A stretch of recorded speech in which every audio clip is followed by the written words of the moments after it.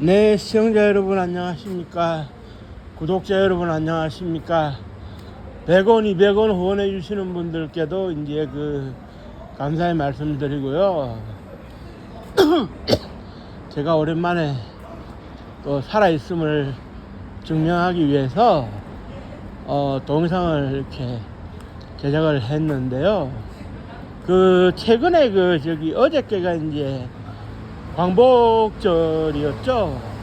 우리가 이제 광복절이라고 하는 것이 의미가 어떻게 되느냐? 일본의 일왕, 그들이 부르는 천황이 그때 당시 덴노 헤이카 그러니까 히로히토 천황이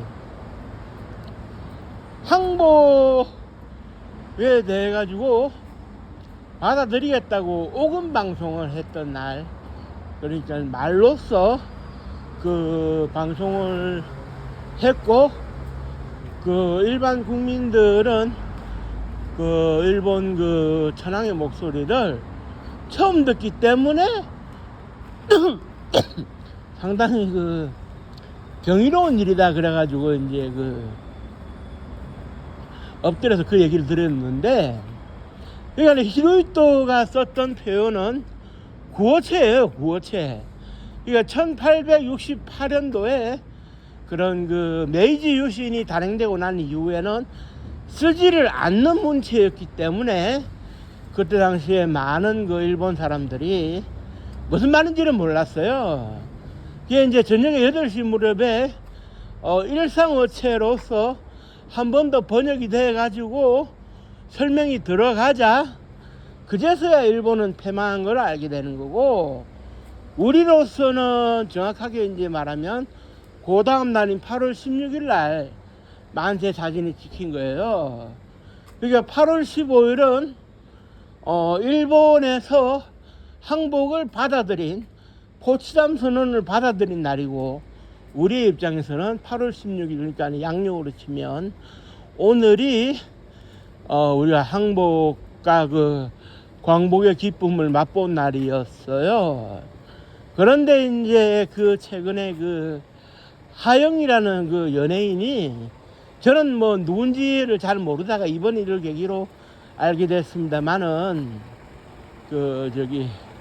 영화 배우로서 또 각종 광고 모델로서 맹활약을 하고 있는 하영의 증조부 이야기가 지금 계속 회자가 되고 있는데, 그거는 그래요.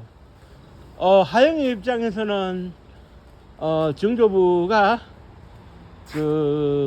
의사, 양의사 출신이고, 고종임금과 순종임금의 어의를 지냈고, 주치의를 지냈고, 할아버지, 아버지, 그리고 언니까지 4대째 의사의 집안을 의사의 길을 걸어가고 있다. 이 얘기를 단편적으로 들었으니까 구체적인 설명을 못 듣고 단편적인 설명을 들었으니까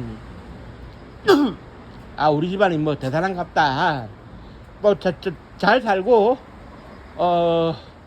좀 이제 부가 더 좀 넘쳐나니까 우리 집안에 뭐가 좀 있는 것 같다 자랑을 했던 것 같아요. 그런데 이제 증조 할아버지가 되는 안상호의 그런 조남은 알았겠으나 그분의 활약상을 정확하게 누군가가 설명해 주지 않아서 모르는 상태에서, 이게 극단적인 표현으로서는 소위 그런 나댔다는 그런 표현을 쓰더라고요.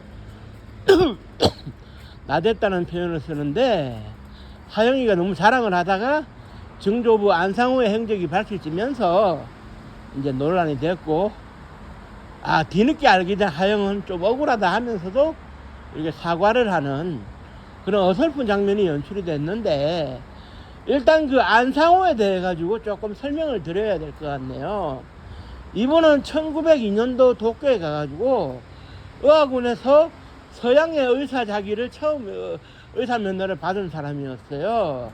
국비로 가가지고 그러니까 이제 우리나라의 그런 지금 세브란스 병원의 전신이 되는 에비슨 의대에서 최초로 한국인 의사 7명이 배출이 됐는데 그게 이제 1907년이에요.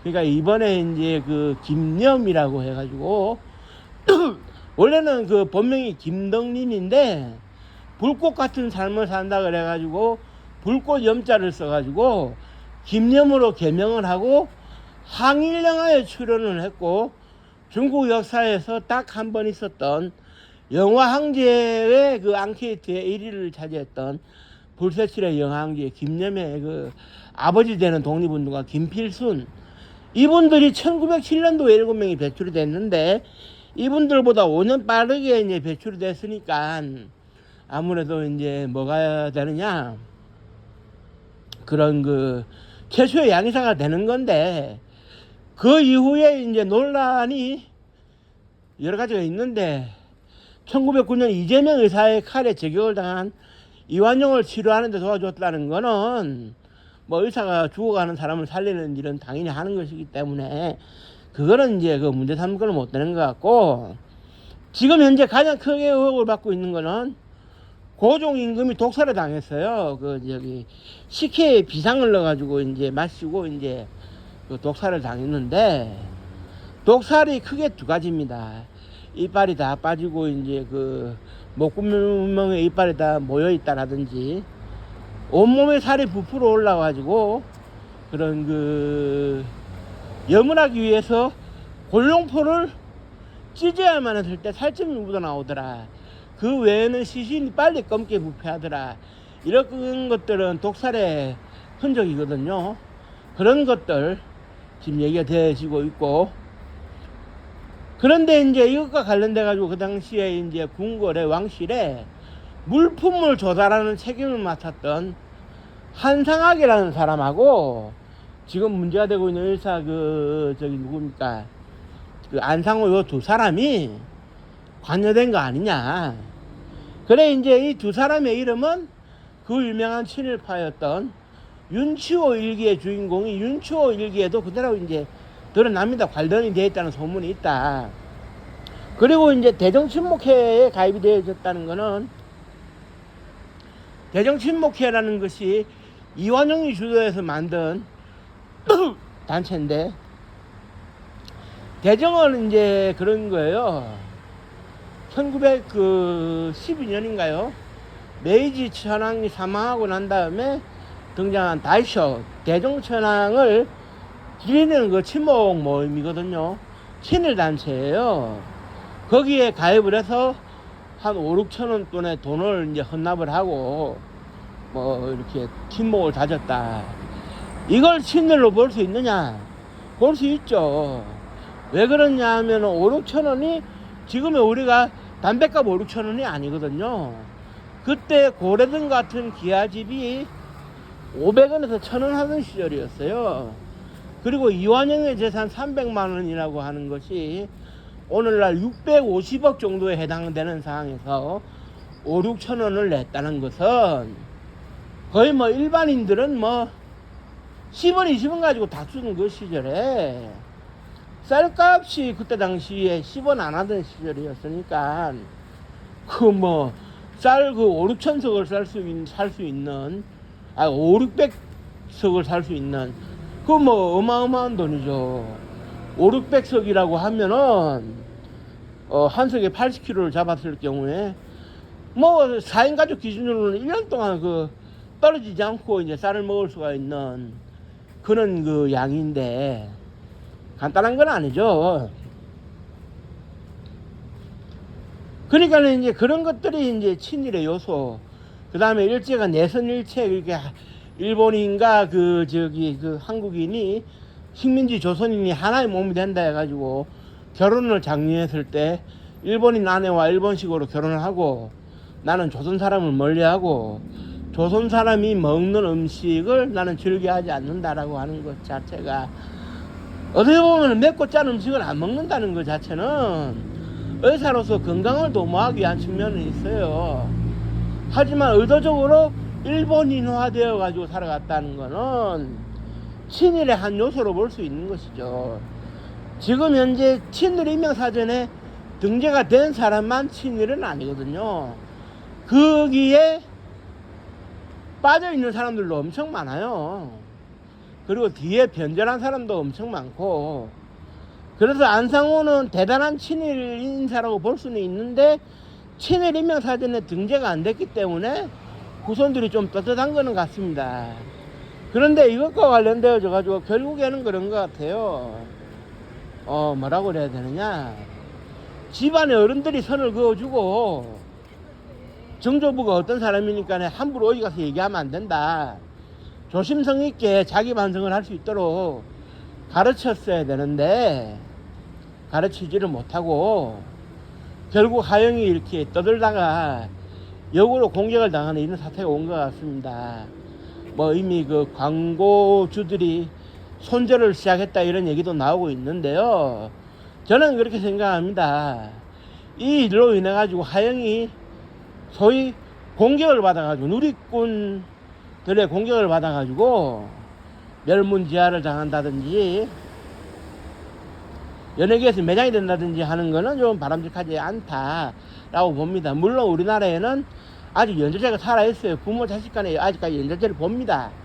그렇지만 정조부 일로 하영이 그렇게 이제 타격을 받는 것은 역사학자의 입장에서는 좀 바람직하지 않다라고 보는데, 결국 집안 어른들이 수습을 해줘야 돼요. 이거는 아버지도 할아버지 안상호가 누군지를 알았을 텐데 왜 이렇게 놔뒀냐. 그러니까 우리가 하는 말 있지 않습니까? 독립운동을 하면은 그 독립운동 자금에 돈을 집어넣다 보면 가산을 탕진해서 3대가 가난하게 산다. 그 친일을 한 사람은 일제히 비호를 받아가지고 은사금도 받고 자기도 받고 재산을 불려나갈 수 있다. 그래서 3대가 떵떵거리며 산다더라. 이게 이제 잘못된 거죠.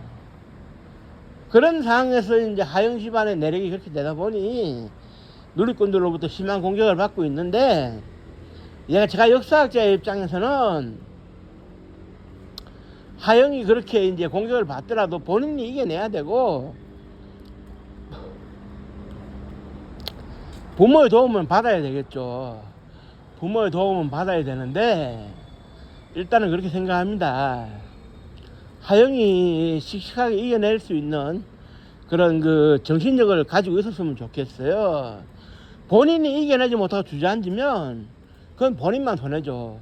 이게 떳떳할 수 있는 문제는 아니지만 강동원이나 이지아의 사례에서도 드러났듯이 잘 극복하고 이겨난 사람들이 많아요.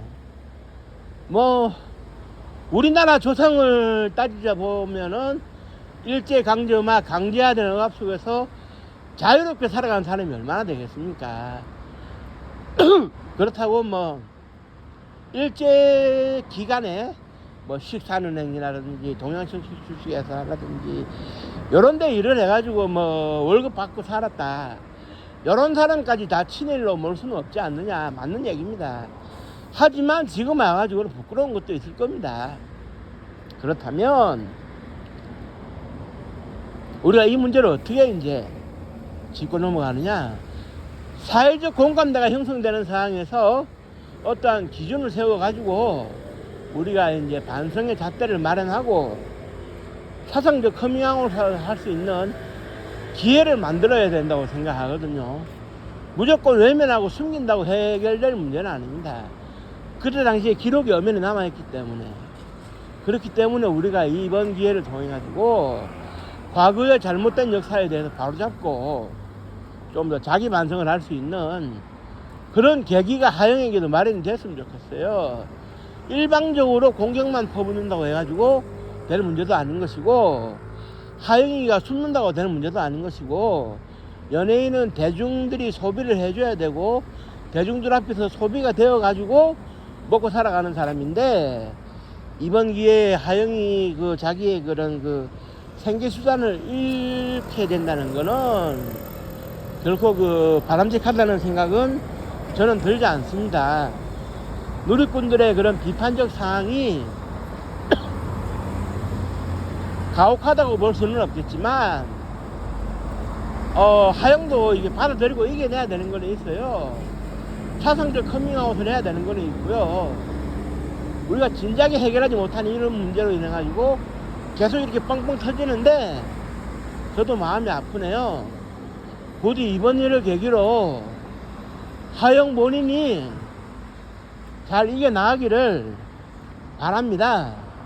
저는 역사학자이기 때문에 나와 있는 기록만 가지고 판단하는 거기 때문에 안상호를 친일파로 규정하는 것이지, 그렇지만 안상호의 행동과 생각이 하영에게 그대로 전달됐다고 보기는 어렵기 때문에 하영이 같은 생각은 아닐 겁니다. 다만 이제 그 역사에 대해서 무지하고 자기 집안 일에 대해서 너무 무지하다 보니 이런 일이 발생해가지고, 무지하면 부득의 소치다라는 말처럼 그렇게 된 것 같아요. 부디 하영에게 좋은 일만 앞으로 남아있기를 바라는 마음 간절하면서 오늘 오랜만에 방송을 마치도록 하겠습니다. 끝까지 시청해주신 모든 분들께는 항상 제가 감사의 말씀드리고요. 제 동영상 듣고 참 고맙다고 100원, 200원 후원해주시는 분들에게도 늘 감사의 말씀드립니다. 고맙습니다. 감사합니다.